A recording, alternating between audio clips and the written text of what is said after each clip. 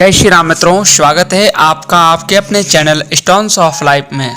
बंधुओं, मैं आज आपको 5 ऐसी कहानियां बताऊंगा जिसके माध्यम से आपको काफ़ी कुछ जानकारी सीखने को मिलेगी और सत्संग करने से क्या प्रभाव पड़ता है इस विषय पर भी आपको जानकारी मिल जाएगी। इसलिए हमारी वीडियो को आप अंत तक जरूर सुने।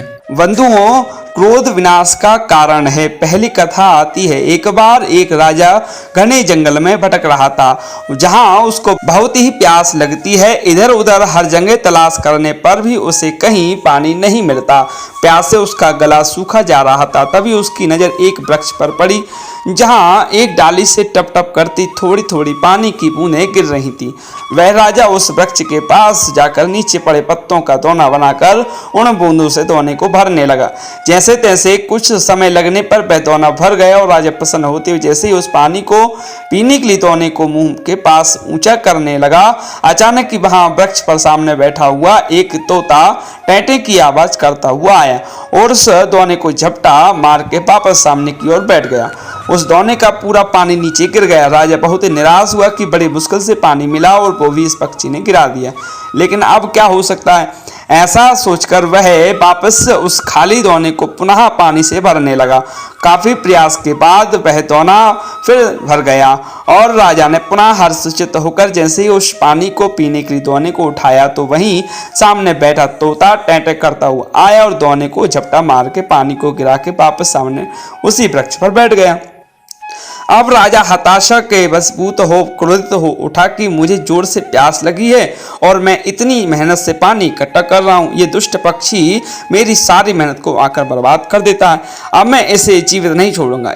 अब यदि यह इस बार वापस आएगा तो इसकी जीवन लीला ही समाप्त कर दूंगा। इस प्रकार वह राजा अपने हाथ में चाबुक लेकर वापस उस दोने को भरने लगता है। काफी समय बाद उस दोने में पानी भर जाता है। तब राजा पीने के लिए उस दोने को ऊंचा करता है और वह तोता पुनः टैंटे करता हुआ जैसे ही उस दोने को झपटा मारने पास आता है, तभी राजा उस चाबुक को तोते के ऊपर दे मारता है। उस तोते के वहीं प्राण पखेरु उड़ जाते हैं। तब राजा सोचता है कि इस तोते से तो पीछा छूट गया, लेकिन ऐसे बूंद बूंद कब तक वापस दोना भरूंगा और कब अपनी प्यास बुझा पाऊंगा। इसलिए यहाँ से ये पानी टपक रहा है, वहीं जाकर झट से पानी भरकर पी लूं। ऐसा सोचकर वह राजा उस डाली के पास जाता है जहाँ से पानी टपक रहा था। वहां जाकर जब राजा देखता है तो उसके पांव के नीचे की जमीन खिसक जाती है, क्योंकि उस डाली पर एक भयंकर अजगर सोया हुआ था और अजगर के मुंह से लार टपक रही थी। राजा जिसको पानी समझ रहा था वह अजगर की जहरीली लार थी। राजा के मन में पश्चाताप का समुद्र उठने लगता है कि हे प्रभु, मैंने ये क्या कर दिया। जो पक्षी बार बार मुझे जहर पीने से बचा रहा था, क्रोध के वशीभूत होकर मैंने उसे ही मार दिया। काश मैंने संतों के बताए उत्तम क्षमा मार्ग को धारण किया होता, अपने क्रोध पर नियंत्रण किया होता, तो इस मेरे हितैषी निर्दोष पक्षी की जान नहीं जाती। हे भगवान, मैंने अज्ञानता में कितना बड़ा पाप कर दिया। हाय, ये मेरे द्वारा क्या हो गया। ऐसे घोर पश्चाताप से प्रेरित हो वह राजा दुखी हो उठता है। इसलिए कहते हैं कि क्षमा और दया धारण करने वाला सच्चा वीर होता है। क्रोध में व्यक्ति दूसरों के साथ साथ अपने स्वयं का ही बहुत बड़ा नुकसान कर लेता है। क्रोध वो जहर है जिसकी उत्पत्ति अज्ञानता से होती है और अंत पश्चाताप से होता है। इसलिए हमेशा क्रोध पर नियंत्रण रखना ही महापुरुषों का आभूषण है। कहा भी है, कामेन कर्मणासः स्यात् क्रोधेन ज्ञान नाशनम, लोभेन भक्ति नाशः स्यात् तस्मात् एतद् त्रय त्यजेत।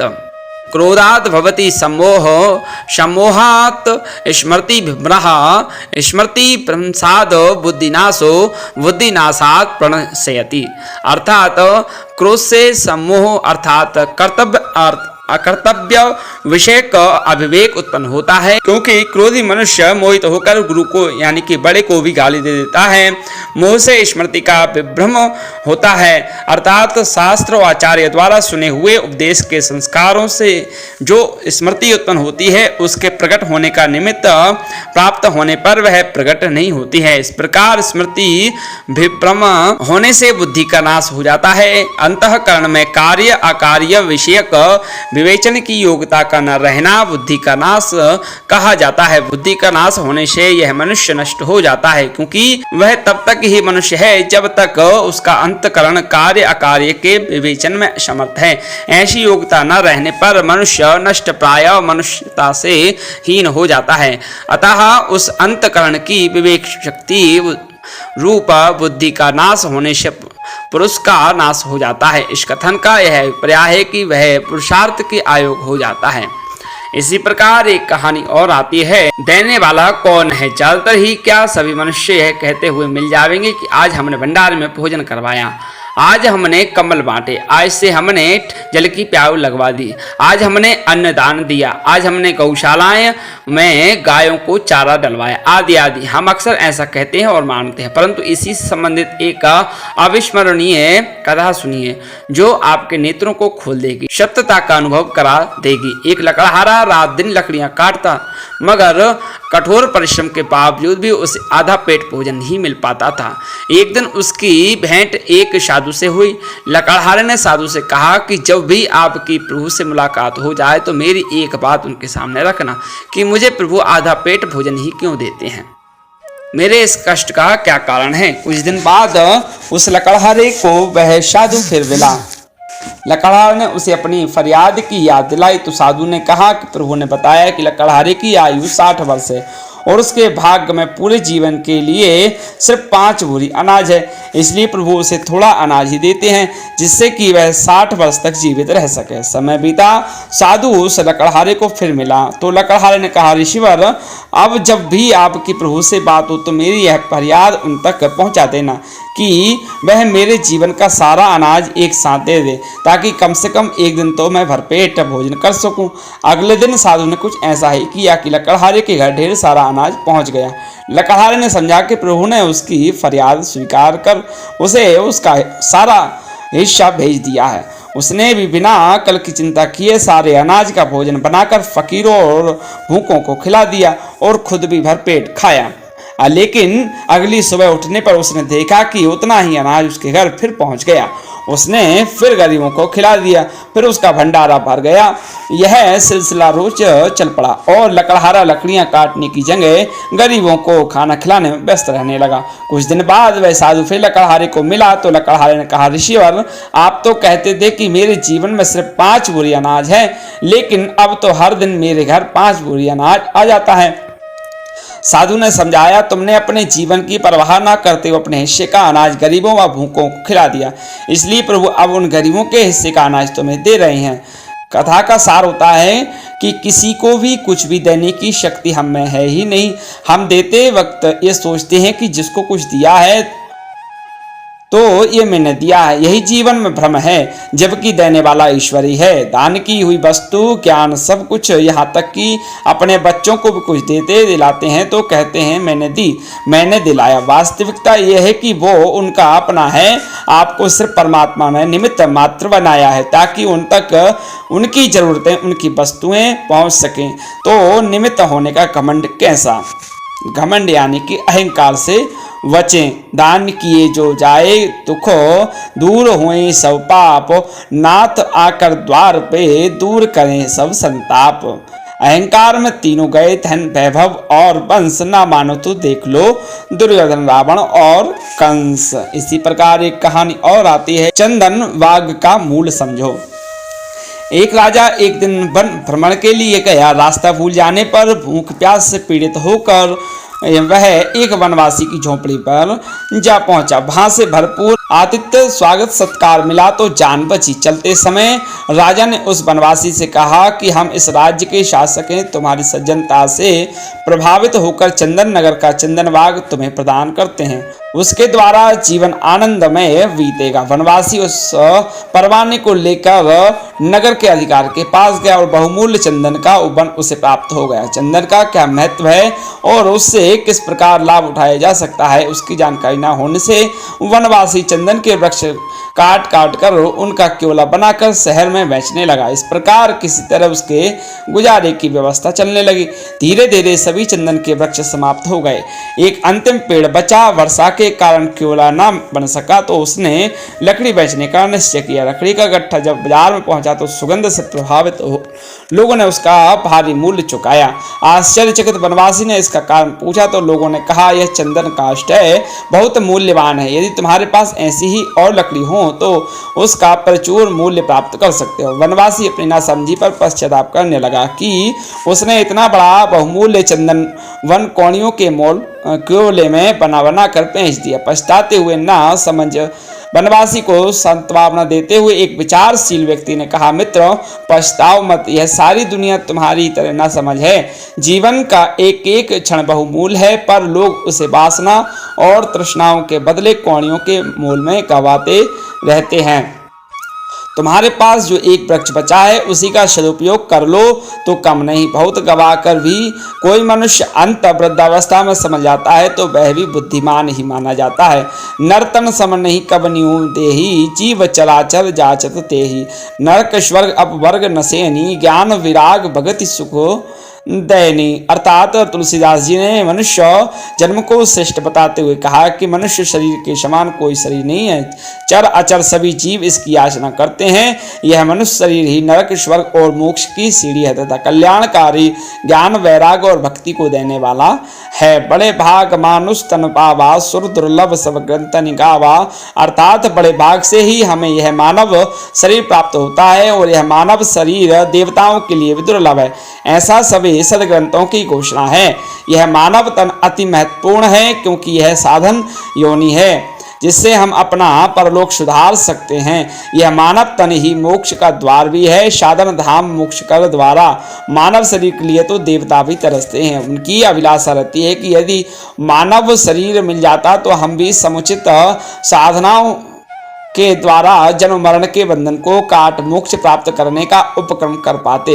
देव योनि तो भोग योनि है और अपने सत्कर्मों का सुख फल भोग कर पुनः देवों को स्वर्ग के इतर लोकों में गिरकर अनान्य योनियों में भटकना पड़ता है। एकमात्र मनुष्य तन के द्वारा ही कर्म करके हम कुछ भी प्राप्त कर सकते हैं। मानव जीवन सब कुछ दे सकने का सामर्थ्य रखता है। यथा नरक स्वर्ग अपवर्ग नशेनी, ज्ञान वैराग सकल सुख दैनी। कहानी का यही निष्कर्ष है कि यह मानव जीवन अनमोल है, चंदन बन है। इसके एक एक क्षण व एक एक इंद्रिय का प्रभु के भजन ध्यान सुमिरण चिंतन मनन सेवा पूजा दान पुण्य में सदुपयोग करें और संसारण्य के पुनरपि जननम पुनरपि मरणम से मुक्त हो जाओ। सनातन मोक्ष निर्वाण पद को प्राप्त कर लो।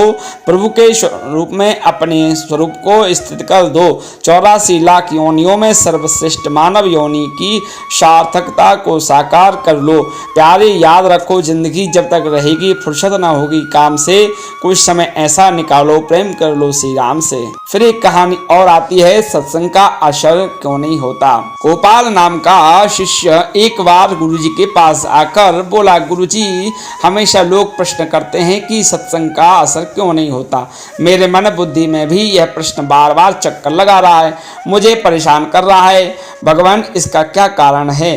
गुरु परम ज्ञानी थे, हर समस्या का समाधान करने में समर्थ थे। बोले, बस जाओ एक घड़ा मदिरा का ले आओ। शिष्य मदिरा का नाम सुनते ही अवाक रह गया और कहने लगा, गुरु जी शराब। यह सोचता ही रह गया। गुरु ने कहा, सोचते क्या हो, जाओ एक घड़ा मदिरा ले आओ। वह गया और एक छलाछल लबालब ऊपर तक भरा हुआ मदिरा का घड़ा ले आया। गुरु के समक्ष रखकर बोला, आज्ञा का पालन कर लिया है मेरे पूज्य गुरुदेव।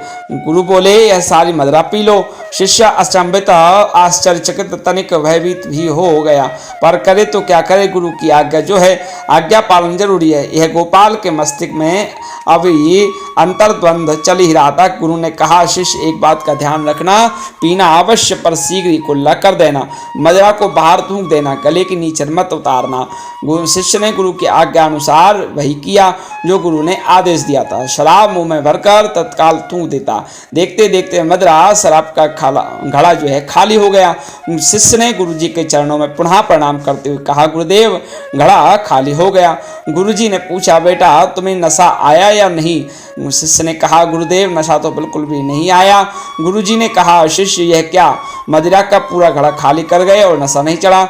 शिष्य ने कहा, गुरुदेव नशा तो तब आता जब मदिरा गले से नीचे उतरती, गले के नीचे तो एक बूंद भी नहीं गई, फिर नशा कैसे चढ़ता। तब सहज भाव से गुरुजी ने कहा, बस सब मदिरा की भांति सत्संग को भी ऊपर ऊपर से ही जान लेते हो, सुन लेते हो, गले के नीचे तो उतरता ही नहीं, अंतःकरण में तो प्रवेश करता ही नहीं, व्यवहार में तो आता ही नहीं, तो प्रभाव कैसे पड़े। गुरु के वचन को केवल कानों से नहीं, मन की गहराई से सुनना, एक एक वचन को हृदय में उतारना और उस पर आचरण करना ही गुरु के वचनों का सम्मान है।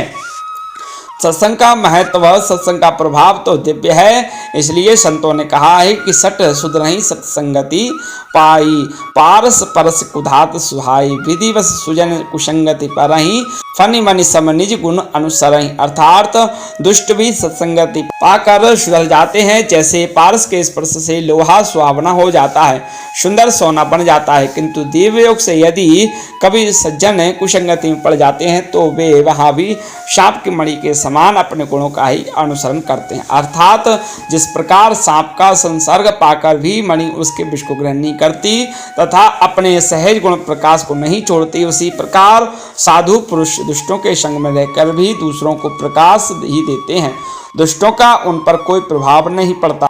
सत्संग तभी असर करेगा जब मन बुद्धि हृदय में प्रवेश करेगा और आचरण व्यवहार में आवेगा। सत्संग से ही जीवन प्रकाशमान, आलोकित व आनंदित होता है। सत्संग से ही विवेक, ज्ञान की जागृति व बुद्धि की जड़ता का हरण होता है। सत्संग ही जीवन का आदर्श व ऊंचाइयों पर ले जाने का उत्तम मार्ग है। सत्संग क्या नहीं कर सकता, अर्थात सब कुछ कर सकता है, मुक्ति तक प्रदान कर सकता है। कहा भी है, 5 पहर धंधा किया, 3 पहर गए सोए, एक घड़ी ना सत्संग किया तो मुक्ति कहाँ से होए। मुझे रोज सत्संग की क्यों जरूरत है। एक बार एक साधारण सा लगने वाला युवक जंगल में बनी कुटिया में निवास करने वाले महात्मा जी के पास आया और कहने लगा, गुरु महाराज, मैंने अपनी शिक्षा से पर्याप्त ज्ञान ग्रहण कर लिया है। मैं विवेकशील हूँ और अपना अच्छा बुरा भली भांति समझता हूँ, किंतु फिर भी मेरे माता पिता मुझे निरंतर सत्संग में जाने की सलाह देते रहते हैं। जब मैं इतना ज्ञानवान और विवेक युक्त हूँ तो मुझे रोज सत्संग की क्या जरूरत है। तो महात्मा जी ने उसके प्रश्न का मौखिक उत्तर न देते हुए एक हथौड़ी उठाई और पास ही जमीन पर गड़े एक खूंटे पर मार दी। युवक अनमने भाव से वापस चला गया। अगले दिन फिर वह महात्मा जी के पास आया और बोला, मैंने आपसे कल एक प्रश्न पूछा था किंतु आपने उसका उत्तर नहीं दिया, क्या आज आप मेरे उस प्रश्न का उत्तर देंगे। महात्मा जी ने पुनः खूंटे के ऊपर हथौड़ी मार दी किंतु बोले कुछ नहीं। युवक ने सोचा कि संत पुरुष हैं, शायद आज भी मौन अवस्था में हैं। वह तीसरे दिन फिर महात्मा जी के पास आया और अपना प्रश्न दोहराया। महात्मा जी ने फिर से खूंटे पर हथौड़ी चलाई। इस बार युवक परेशान होकर बोला, आखिर आप मेरी बात का जवाब क्यों नहीं दे रहे हैं। मैं 3 दिन से आपके पास आकर आपसे प्रश्न पूछ रहा हूँ।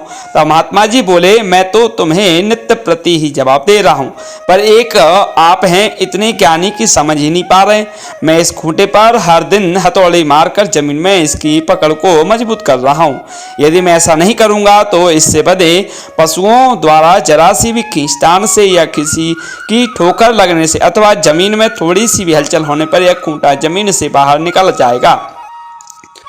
यही काम सत्संग हमारे लिए करता है। यह हमारे मन रूपी खूंटे पर निरंतर प्रहार करता है ताकि हमारी पवित्र भावनाएं, शुद्ध विचार दृढ़ रहें। हमारा मन सांसारिक विषयों, रस, रूप, गंध, स्पर्श आदि व पाप कर्मों, असत्य, चोरी, निंदा, ईर्षा, चुगली, अभक्ष भक्षण आदि की ओर न भटके।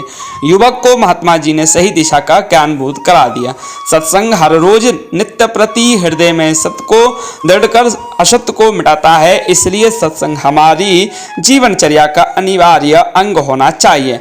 आपका जीवन सत्संग और सत्कर्म में व्यस्त रहना ही कल्याण का साधन है। सत्संग ही जीवन का उद्धार करने वाला है। शुभेच्छाओं, सुंदर विचारों, शुभ संकल्पों आदि का रहने वाला है। कहा भी है, जाड्यम धियो हरति संचति वाची सत्यम, मनोन्नति शति पापम करोति, चेतः प्रसादयति दीक्षु तनोति कीर्तिम, सत्संगति ही कथयम किम न करोति पुंसाम। अर्थात अच्छे मित्रों का साथ बुद्धि की जड़ता को हर लेता है, वाणी में वाणी में सत्य का संचार करता है, मान और उन्नति को बढ़ाता है और पाप से मुक्त करता है, चित्त को प्रसन्न करता है और हमारी कीर्ति को सभी दिशाओं में फैलाता है।